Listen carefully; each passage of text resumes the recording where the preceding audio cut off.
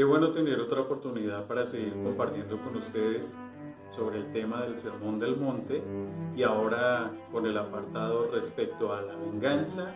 Y ustedes han oído que se dijo ojo por ojo, diente por diente. Pues yo les digo que no opongan resistencia al que les hace mal. En lo tocante a la bofetada, se trata de una expresión de odio y ofensa. Lo importante en ella es la infamia, más que el dolor que produce. El evangelista Mateo narra el golpe en la mejilla derecha. Recuerden que simbólicamente lo derecho de alguna parte del cuerpo hace referencia a lo honesto, justo y bueno. Así que hablar de la parte derecha no es lo corriente, ya que un zurdo pegaría en la mejilla izquierda. Podría significar una ofensa muy fuerte. No se advierte una situación especial. No se trata de un señor que golpea a su esclavo o el opresor al oprimido, ni de la renuncia al pleito por ofensas, ni de bofetadas que los discípulos reciban en la misión, sino de cualquier posible disputa en la vida cotidiana. De otra parte, la túnica y el manto presentan la situación de un proceso de embargo. El tener que darle también la capa significa una exigencia extrema, ya que la capa es mucho más valiosa que la túnica. Se abre, además, aquí una tensión indirecta respecto al derecho prestatario del Antiguo Testamento. Cuando un pobre ha tenido que dar en prenda su capa, hay que devolvérsela por la noche para que pueda dormir en ella.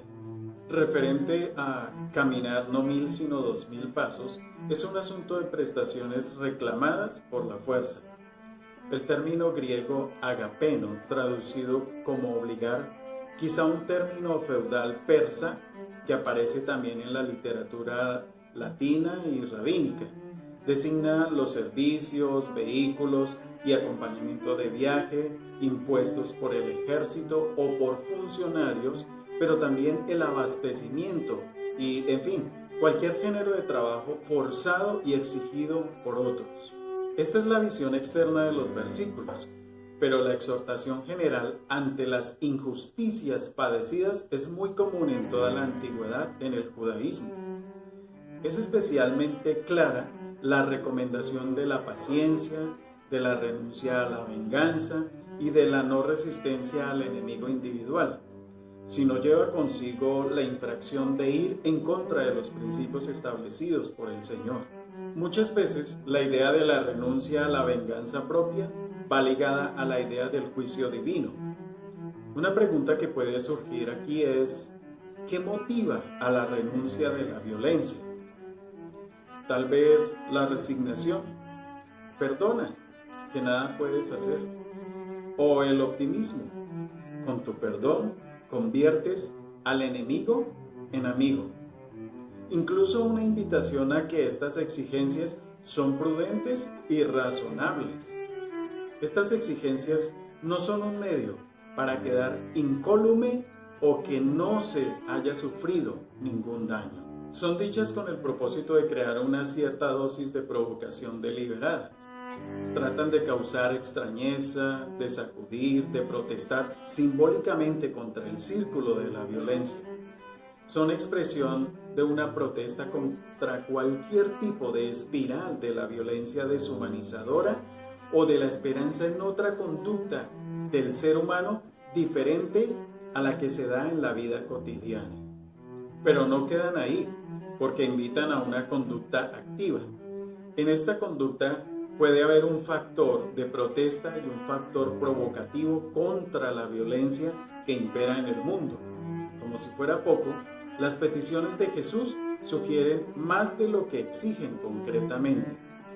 Los ejemplos de la bofetada, la túnica, el caminar y el dinero esclarecen de forma concreta un perímetro mucho más amplio de la vida. Se destaca claramente en esos dichos y en esa relación un significado de la renuncia provocativa a la violencia. Son, en cierto modo, imágenes resumidas para una conducta que hay que descubrir y realizar en todos los ámbitos de la vida. Esto encaja bien en la invitación de Jesús, que habla constantemente no del reino del Señor, sino de la cotidianidad determinada por el reino del Señor, usando las parábolas. Por lo cual puede sostenerse que la llegada del reino del Señor se manifiesta para Jesús como amor ilimitado del Señor a los hombres, que posibilita por su parte el amor entre los seres humanos, incluso a sus enemigos. Ha de entenderse que el amor a los hombres y mujeres no puede concebirse estrechamente en una relación interhumana, sino que incluye una protesta contra la violencia que domina el mundo y contra los mecanismos de conducta determinados por ella. Con respecto a la ley del talión, ojo por ojo, no se aplica solo al ámbito restringido del tratamiento judicial de perjuicios causados, donde el judaísmo se refería con especial frecuencia a ella, sino como principio jurídico y de comportamiento general, citado en el Antiguo Testamento, pero cuya validez va más allá del judaísmo. Esta ley del talión surgió de los más antiguos códigos éticos que el mundo haya conocido, el código Hammurabi, más o menos años 2285 al 2242 a.C., lo que le otorga su carácter social indiscutible. Solo era aplicable por un juez y de ninguna manera resume el sentir del Señor, sino que surge como una necesidad en un momento determinado de la historia. En este caso, el judeocristiano Mateo conocía además que los rabinos limitaban la violencia precisamente en virtud del talión, legitimaban, por ejemplo, la multa pecuniaria o económica como reparación de daños. Para este momento histórico, del cual hace parte Mateo, la comunidad vive una historia de sufrimiento, persecuciones, torturas y muerte. Ella tiene una experiencia real de la violencia en persecución y vive con la consigna concreta de renunciar a la resistencia. Tal renuncia es posible porque Jesús mismo siguió este camino. Mateo narra ese camino como la historia del rey humilde, gentil y apacible que practicó la no violencia en su pasión y fue conducido por el Señor a través de ella a la resurrección. En este punto, y solo aquí, reside para él la oportunidad y la posibilidad de la no violencia. Lo cierto es que la renuncia a la no violencia no es para la comunidad un asunto interno de un cenáculo o grupo exclusivo de personas, sino una petición y oferta hecha a todos los hombres y mujeres.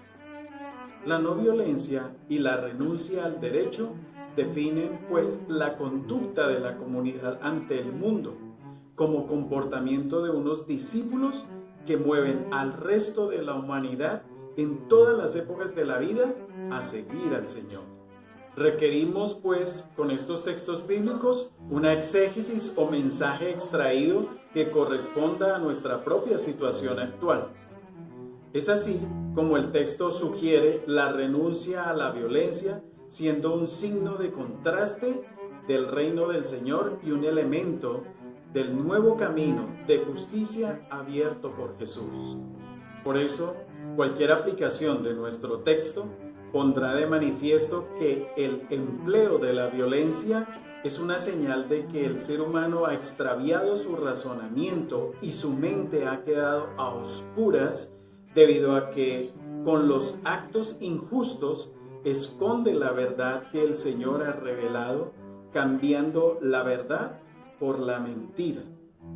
También la renuncia a la violencia aparece en Jesús y en Mateo como expresión del amor. Pero el amor tiene la libertad de considerar sus consecuencias. Por eso, nuestro texto no puede ofrecer, en última instancia, una alternativa entre una ética de actitud y una ética de responsabilidad, ni en lo concerniente a la acción del seguidor de Jesús ni en la convivencia de los adeptos en la iglesia y en la tierra que se habita. Aquí Jesús está enseñando principios que no podemos confundir con los ejemplos que los ilustran, de donde hay que advertir que hay una inmensa diferencia entre esta orden negativa o prohibición de hacer a los otros lo que uno aborrece y la instrucción positiva de hacer a los demás lo que queremos recibir, resultando en el enfoque más cercano al amor absoluto del que es capaz la naturaleza humana, haciendo que la prueba de la conducta de cada persona respecto a los otros sea lo que toda persona necesita poseer. Es más, enseña que no se ha de limitar al estar dispuesto a cumplir estrictamente con sus obligaciones, sino a hacer algo más. Muchas veces, la preocupación es solo por los derechos que le corresponden al individuo. Aún en las comunidades eclesiales hay miembros que solo defienden sus derechos, pero no se preocupan por sus deberes. Jesús no solo enseña a sentir preocupación por los deberes, sino a poner algo más de sí mismo en sus acciones. Si tan solo se cumple el deber, no se hará nada distinto a los demás. Igualmente, Jesús fomenta esta actitud alentando a la predisposición a dar. Pero es importante sostener que Él no enseña a dar indiscriminadamente. Es significativo dar lo que sea de ayuda para quien lo pide, pero teniendo cuidado de no fomentar la haraganería ni la irresponsabilidad. Tampoco se enseña a dar deliberadamente afectando sus propias necesidades. En realidad persiste expresamente el principio de compartir con el otro según lo que se tiene, de forma feliz y generosa. Para poder materializar estos principios, recurrimos a los paradigmas o ejemplos de moral en la persona que pueden ser catalogados de acuerdo con la interpretación de la imagen que se cree del Señor que dé justificación al universo moral. Dicha interpretación o comprensión del Señor es como belleza, según San Agustín. El entendimiento del Señor es como bien, de acuerdo a Santo Tomás. Y la comprensión del Señor es como amor y justicia expresado por Mateo.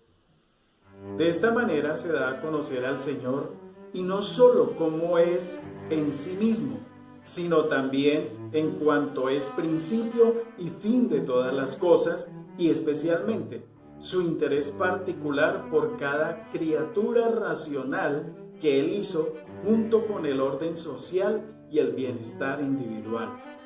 Estos principios básicos y fundamentales enseñados por Jesús sobre estos temas, en virtud de esto, las palabras de Jesús poseen el poder que cambiará al mundo, o sea, a cada ser humano. En resumidas cuentas, la suma de la vida y experiencia del alma se cifra en amar y seguir al Señor, el bien soberano y ayudador de todos y para todos. Así pues, el amor afectivo y su efecto como acción constituye la respuesta escrita en el lenguaje de amor con que la persona contesta al proyecto del Señor del amor y de la misericordia. Mi nombre es Néstor Venegas, puedes compartir este video. Gracias.